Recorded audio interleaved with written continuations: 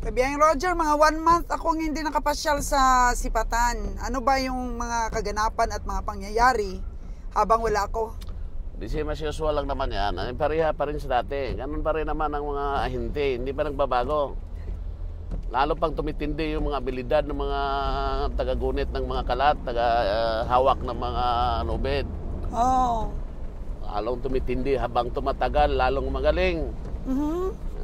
Kamusta ka naman? Gumaling ka? Kahit di pa tayo gagaling, basta bibilhin lang natin yung gusto natin. Kamusta naman si Kabiyang Winnie? As ka ba yung legendary kasi yan. Legendary yan, marami ang nabili. Wow. Marami ang nabili yan. Oh, si Kabiyang Lila, no? Laging binabatayan yung mga sumada ni Kabiyang Winnie, oh. Kasi si Kabiyang Winnie, hindi nagsasabi ng totoo. Kahit ginansya, sabihin tabla, parang sa bungiro. Oy. Pero ano na, susuma na kami ni Kabiyang Winnie. Babayaran na natin siya mamaya sa mga panalo niya. Hindi na malalaman na mamaya yan kung magkano yung abunuhan niya. Confident siya eh. Confident siya Kabiyang Roger na meron siyang matitira. Yes. Kamusta naman si Kabiyang Lila ng kanyang pamimili?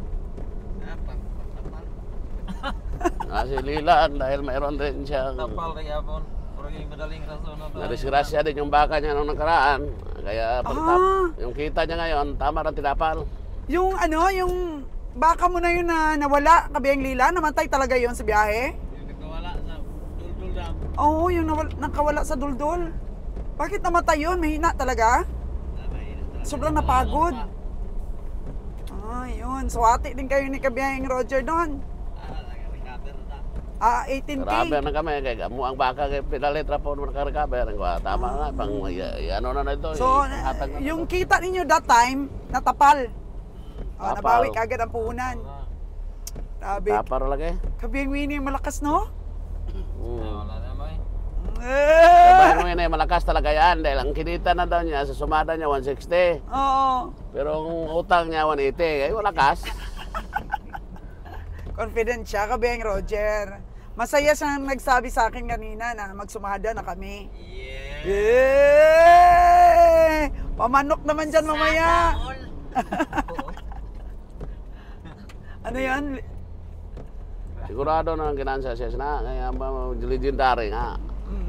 Pero ang magandang balita, mga kaganang buhay, meron kasi tayong magandang balita eh. Kaya bago ang magandang balita, palakpakan muna natin si Kabiyang Roger. Yay! Ano ba yung magandang balita na yan?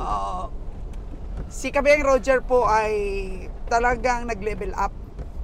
Oo, nag-recognition na siya mga kaganang buhay at medyo masyado na siyang nagyayabang sa akin ngayon na kumikita na yung kanyang mga sipat. Totoo ba yan, Kabiyang Winnie? Kumikita na yung mga sipat ni Kabiyang Roger? Oo, may na si boss. Oh! Wala nang kawala sila. Wala nang kawala daw, sabi ni Kabiyang Lilan. Talagang, ano na? Spatter na talaga. Ay, Tumatama na. Spatter na, bibili lang ko 5 piraso. Pero si Kabiyang Winnie talaga walang kakupas-kupas. Mula noon talaga yan. hanggang ngayon. Kabiyang Winnie, saan ang destinasyon mo ngayon? Pupunta ka pa ng bundok? Uwakan. Uwakan si Kabiyang Winnie. Mag-uwak-uwak siya doon. Nakakatawad. Wala na yun si Kabiyang Winnie. Parang hindi na nga matuloy. Gusto na masumahin yung ginansya niya eh. Na-excite pagkakita sa akin, ano? Oo. Nabihan ko kasi pagdating na madam, susumahin daw niya yung ginansya mo. Wow!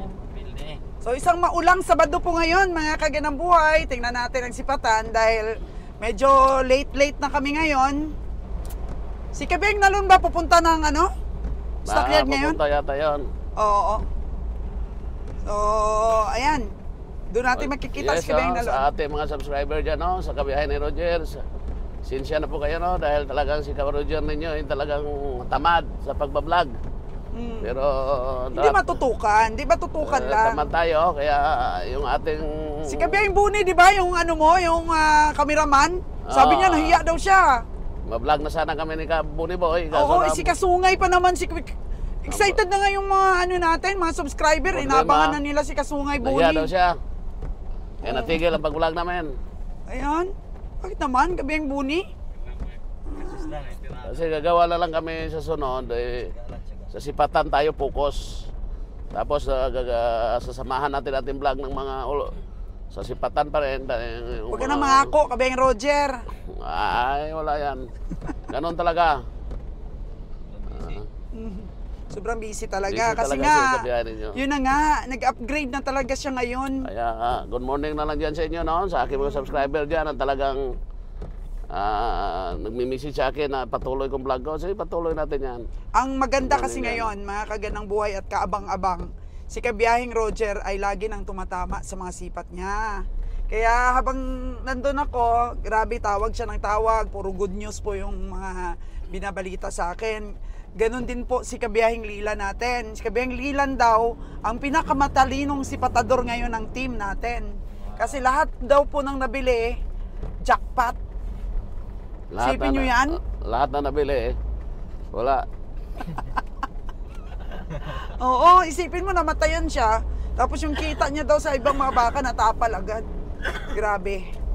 Kaya very Yung good pagbili po si natin Kabiyahing ngayon Lilan. 2025, guys, sa sinabi ko naman yan, sa vlog ko dati, yung iba naman ay talagang malaki talagang hiwaga para sa kanilang mga utak na bakit sa sobrang laki ng tala ko hindi pa ko titigil.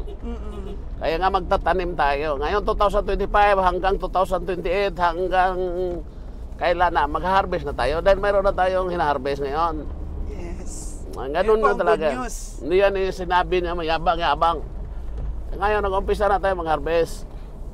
Season time na ngayon. Marunong na talaga si Kabiyahing Roger ngayon. Grabe. Nag-invest tayo ng 2 years para magkaroon tayo ng investment. Kasi investment kasi yung lahat. Hindi lang sa ano mo, sa abilidad mo ngayong sumipat. Nag-invest ka rin sa mga tao, yung iba na fail ka, yung iba naman nagstay, tapos yung iba nag-level up, yung iba na-maintain yung init ng pagsipat, kagaya Kabiyahing Winnie, puro listahan ng lagi ang inaatupag niya. Grabe. Oo, walang ligtas yan. Uwin wala na daw tulog-tulog. Walang tulog-tulog na. Naglilikramo na yung mga driver po, mga kagandang buhay. Alas 11. Alauna pa lang ng umaga, naliligo na si Kabiyahing Winnie. Oo, para laging ready sa sipatan. Grabe effort, no? Ito na yung mga pinabigyan ng mga award to. Mm. Pero sa aking subscriber dyan, no? Subscriber ni Madam Sol, sa aking laging commentator ko yan, si Sir Robert Chubira dyan sa Houston, Texas, no? Very thank you talaga, Sir Robert, sa iyong napakalaking bagay po. Napakalaking bagay na regalo sa amin. Sa regalo Excited din sa si Kabiyahing Cowboys. Buni, oh. Regalo mo sa akin talagang super saya namin. Oh, sombrero, Kaya- mamaya mapapalitan yung sombrero ni sombrero Body at Boy. saka yung sling bag ko na leader. Oo, yung lalagyan mo daw ng mga milyonis mo. Galing USA. Talagang napakasalamat ako sa iyo, Sir Robert. Oh, si Kabiyahing Winnie. Aba, may pera ka, Kabiyahing Winnie. Padala ni Sir Robert Houston.